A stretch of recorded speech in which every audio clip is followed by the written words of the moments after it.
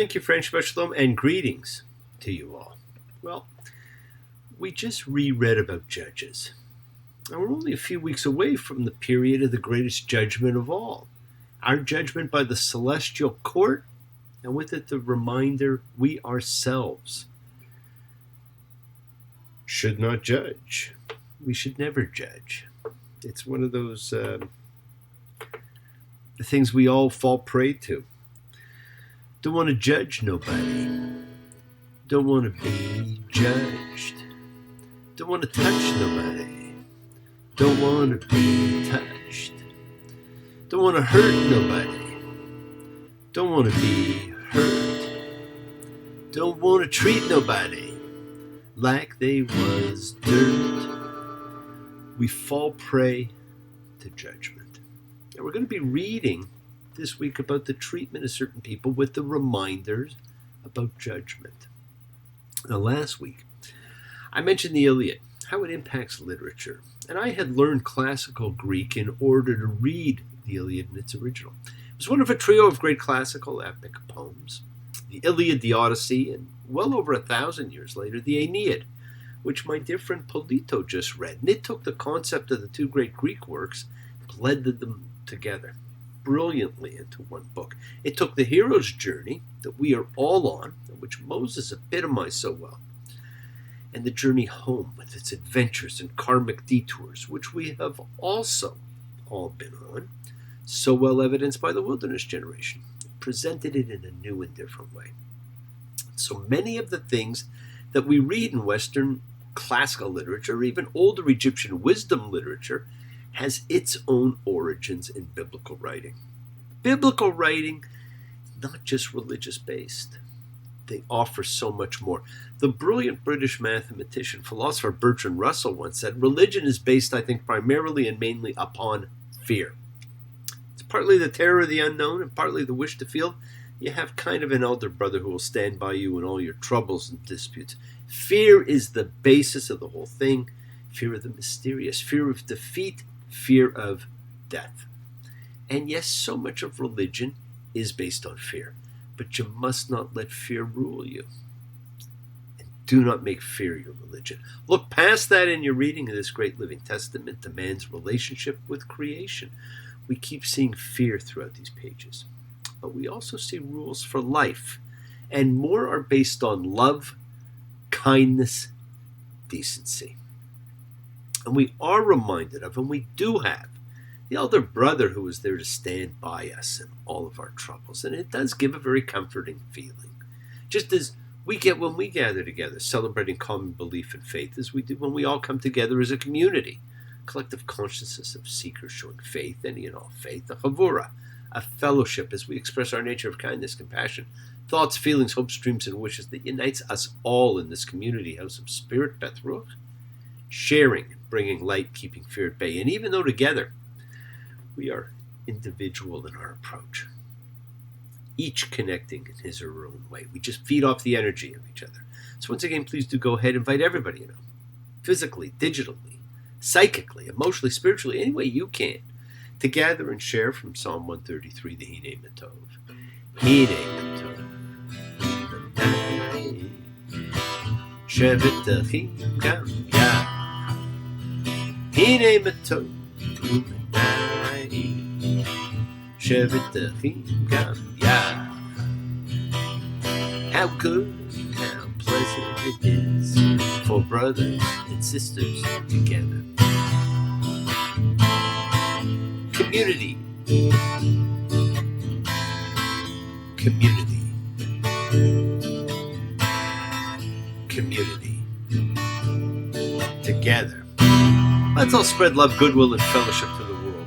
We are a community, my friends. So this is your setting aside just a little bit of sacred time in your own sacred space to honor and converse with whoever, whatever you happen to believe in, it as part of your covenant, your intention that you put out to the universe. It is your goodwill. And intention is everything. And you're going to see that more and more. And as we're capable of doing, let's take some time now to use that intention. Let's send some of that goodwill, some light, some healing out to whoever that needs it. Healing and renewal for everybody, because healing and energy just floats through space, finding those in need. So send it out. For those you know, for the souls and spirits of everybody you love. So think whoever that needs healing and renewal and love or just plain goodwill, focus on them.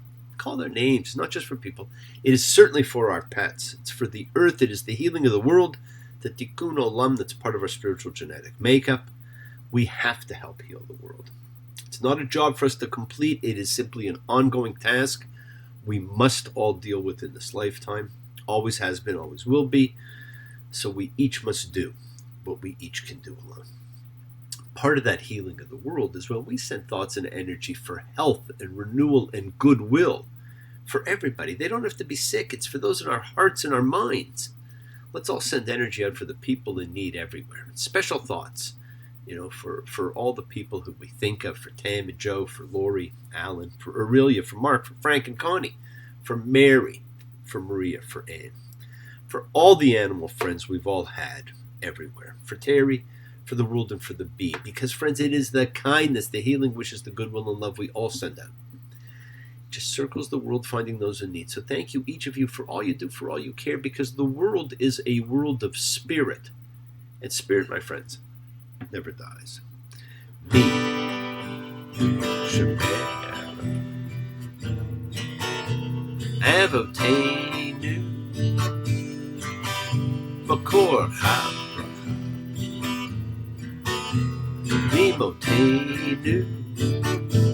May the source of strength bless the one that's before us. Help us find the courage, make our lives a blessing. The renewal of body, the renewal of spirit. Let us say, Amen. Mishmerach, let us all have our spirits renewed. This is the great prayer for healing, which we call upon God to heal as He healed before. Mishaberach, may He who blessed, because all healing's a blessing. So let's all send and receive healing and renewal energy in our efforts to love, to share, to care, to grow. Now, as we're only a little over 2 weeks away, I'd like to continue with a bit about our upcoming holiday of Rosh Hashanah. Its purpose got shifted a little, and the shift was political in nature, not biblical. We still see so many decisions made as political but disguised otherwise. It's a holy day which initiates a 10-day period of introspection.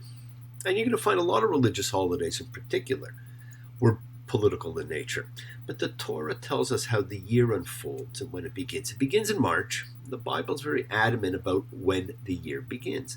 But we treat this holiday as New Year's, as this is the beginning of the year. We greet each other with the phrase Kativa v'chatima tova, that we be recorded and inscribed for good year. We see cards that say Shana Tova, good year, which we tend to treat or translate primarily as Happy New Year. And when we see someone, we greet them as if it is a traditional New Year with the changing of the date, like on December 31st. Hey, all the calendars show it. All of these are kind of true, but the truth of them has been a little bit distorted. We have always known and fallen prey to the big lie. And no, I'm not talking about election results. I'm talking about how when something is said enough, it becomes true. And if you hadn't realized it, you certainly saw it a lot during the last couple of years. The big lie is a gross distortion or misrepresentation of the truth, and it's been used especially as a propaganda technique.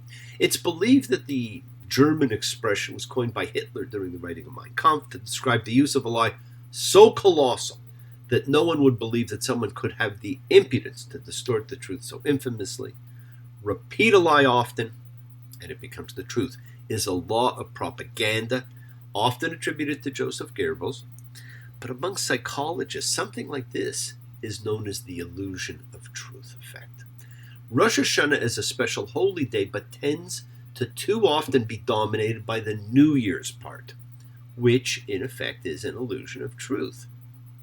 So what is this special holy day? Rosh Hashanah is not New Year's as you think it.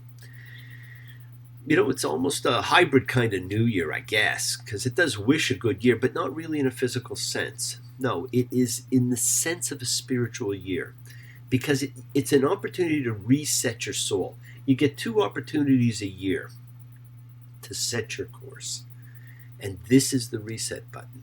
Hence the phrase Ketiva V'Chatima Tova, a good inscription and sealing, because on Rosh Hashanah 3 books are opened. The book of the righteous, the book of the evil, and the book of the intermediate. Well, 2 are pretty obvious. And your name is inscribed in one of these books.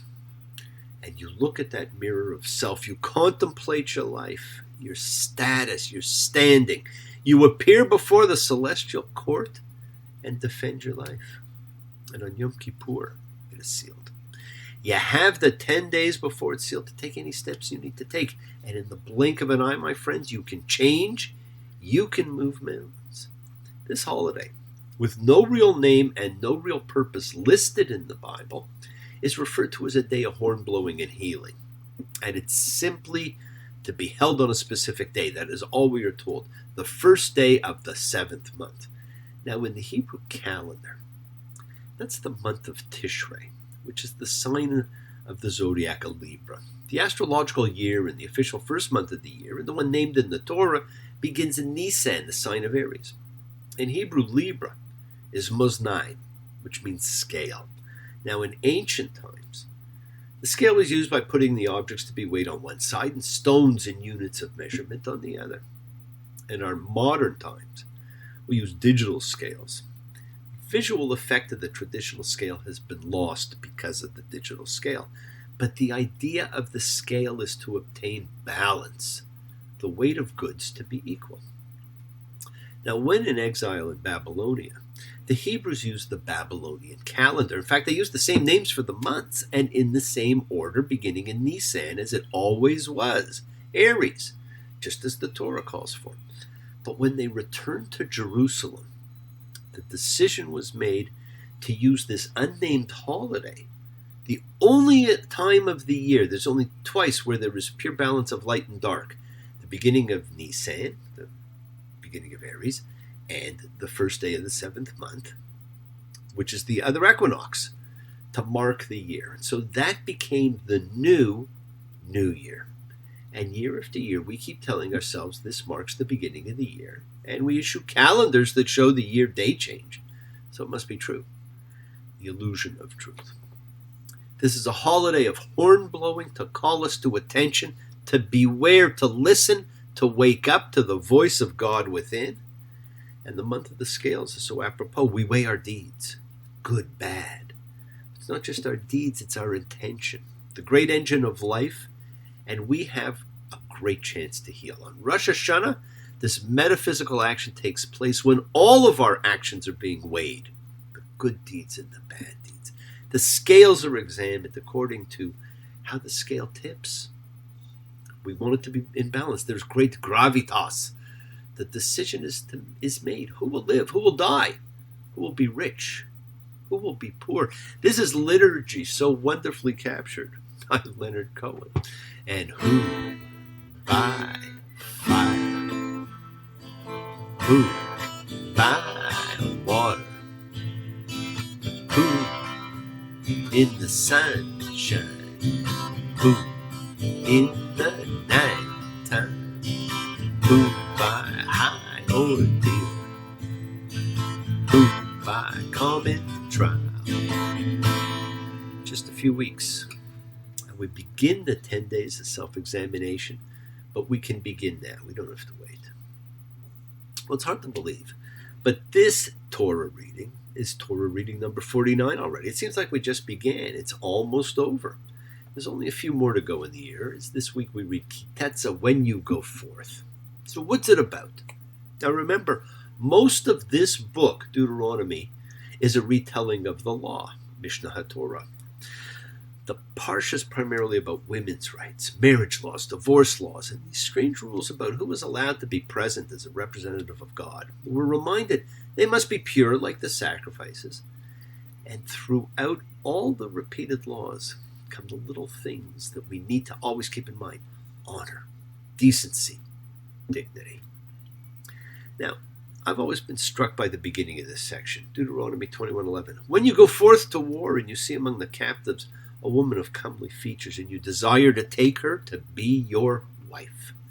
Now, this phrase, comely features, is an interesting one because the same appellation is only used one other time in the Bible It's attached to Joseph in Genesis 39 when the captive Hebrew becomes the object of his Egyptian mistress's lustful gaze. Now, throughout the ancient Mediterranean world, captive women of vanquished peoples were assumed to be the due sexual prerogative of the victors. And going back to our talk of the Iliad, I'm sure most of you remember the taking of Briseis by Agamemnon from Achilles at the very beginning of the Iliad began the cascade. Now, perhaps this attitude has permeated throughout time till even recently. Anyhow, this law now exceptionally seeks to provide for the human rights of the woman who falls into this predicament. The warrior is in love. He wants her as his wife. He can't treat her like a slave to be sold. He cannot receive money for her from anyone else. And you'll notice the words for degrading her and for letting her go are the same words that are used to describe the Egyptians, degrading of Israel and then letting them go in Exodus. You see, Israel learns from this experience of enslavement. Israel not only celebrates its own release, but it learns to have compassion for others as well. All others. Deuteronomy 22:1. You shall not see your brother's ox or sheep slipping away and ignore them. You shall surely return them to your brother. And if your brother is not close to you, you do not know who he may be, you shall gather it into your house, and it shall be with you until your brother inquires for it and you return it to him. You must care for your brother and his property. The obligation exists to return lost goods. Now, it doesn't just mean your brother, it means people. It's being used in a much larger term. Just like, in the captive situation, you have to treat this woman properly. You want to marry her, you have to give her all the rights. She's not just a captive anymore. There is decency in all aspects, whether it's with strangers or whether it's with people we know. The road is long, with many a winding turn that leads us to who knows where. But I'm strong enough to carry him. He ain't heavy. He's my brother. We have to care for the people in our lives, all the people in our lives, regardless of who they are, regardless of the circumstances. And then in the midst of these wonderful reminders about decency and kindness is the reminder of the law of succession. Right? Remember, this is just a retelling of everything. Deuteronomy 21:15. When a man will have two wives, one loved, one hated, they'll give birth to children for him, the loved and the hated will have the firstborn son. Then it will be on the day that he gives what he has as a legacy to his children. It means he dies. He shall not be able to give a son of the loved one the birthright before the firstborn son of the hated one. He shall recognize the firstborn son of the hated one to give him a double portion of all that he has, because he is the beginning of his might. The legal due of the firstborn is his. Now it's ironic, because Jacob does in fact take away the double portion from Reuben, who was the son of the less loved wife Leah, his firstborn, and he gives it to Joseph, who's the son of the more loved wife Rachel. In fact, every single patriarch broke this very law. Do as I say, not as I do. And that's a rule that just seems to continue throughout time. Yes, the world is sacred, my friends, and so is everything in it. Express your gratitude, light a candle, make a wish. Celebrate your life and the lives of those you love. Share your feelings with them.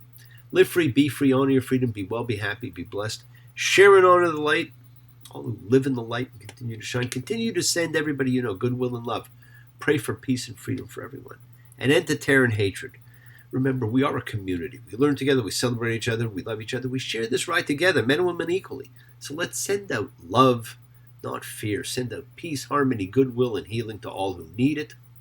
And please do learn to forgive, learn to love. Open your hearts and honor the relationships of your life. Tell those you love that you love them. Take advantage of the time you have and enjoy the journey, because we take the twists and turns and the patterns that weave through the fabric of our lives in our effort to grow, to learn, to be, to love. So please do love. Now, bless you all. Have a fantastic week. A week of love and light, a week of peace, a week of miracles. Examine your intentions and use them to imprint your will on the universe, because we set in motion everything that happens in our lives. It is our intention, our Kavana, cause, our effect. Everything is linked. Now, as I've said, you always have time to forgive and to be forgiven. You have the knowledge of what's good and bad, so acknowledge what you have done wrong to yourself, to God, and to any other person you've wronged, and ask forgiveness. But do so with sincerity, with accountability, with vulnerability. Forgive those who've hurt you as you learn to be forgiving and compassionate, because the secret of forgiveness, compassion, and peace is in acceptance. Can you accept yourself, other people in the world just as they are? Can you accept life as it is without trying to control it? Because if you do, you can experience the peace that acceptance brings. So do not stop your journey. Keep on going. Keep on moving towards your own promised land. Keep on being, keep sharing, keep shining, keep teaching, keep spreading joy and goodwill. Do not follow fear, follow love. And remember to have faith and unwavering adherence to principle, just as I have faith in the principle of love in all of you. Act with purity of heart and mind. Despise none, defraud none, hate none. Cherish all. Honor every child of God, every creature of the earth. May all people know peace in this year, and may you nurture kindness and love everywhere, and work to be present in your body. Expand your heart, quiet your mind, because the deepest source of real power lies in consciousness and your ability to be mindful, to be aware, to be present in all of life's circumstances. So make the most of your time in this life. Continue to touch and transform the lives around you, because you're never alone. You're forever blessed. Have the ability to bring blessings to everybody you meet. Health, love, and renewal to everybody you come across. We're all energy. Energy cannot be destroyed. It can only be transformed. Your words are your power to transform, to love, to bless. So be generous with them, bless others, and bless yourself, and love with the heart, because we're all part of a greater whole. And please embrace love, not fear, forgiveness, not anger, and be there for someone, because someone will always be there for you, whether you know it or not. Continue to explore faith and belief, and do not accept shame as a natural state. Whatever you feel others have felt, whatever you've experienced, others have too. We share together, we learn together, and we help each other, because we're each of us trying to find love and acceptance and support. We all have or could have that special someone in our lives, so find them, tell them what they mean, and remember, you're never alone on your journey to your promised land. Keep forgiving those you need to forgive. Keep asking forgiveness from those you need to ask forgiveness of. Continue to ask why, and continue to honor and elevate the souls and spirits of those who came before. Let's keep decency and honor. And let's all prepare to make entreaty to God to judge us kindly. Avenu, Malkeinu, Hanenu, Banenu, Avenu, Malkeinu, Hanenu, Vanenu, Kien Banu, Masi. Our Father, our King, be gracious unto us. Our Father, our King, be gracious and deal with us kindly. Now, thank you for joining me, my friends. Keep sharing the light. Practice forgiveness. Be thankful, be gracious, be kind, be loving. Believe in yourself. And continue to spread a little goodwill to the world, and continue to be the miracle in somebody's life. Shabbat shalom. Blessings to you all, and I will see you all again next week. You take care. Bye.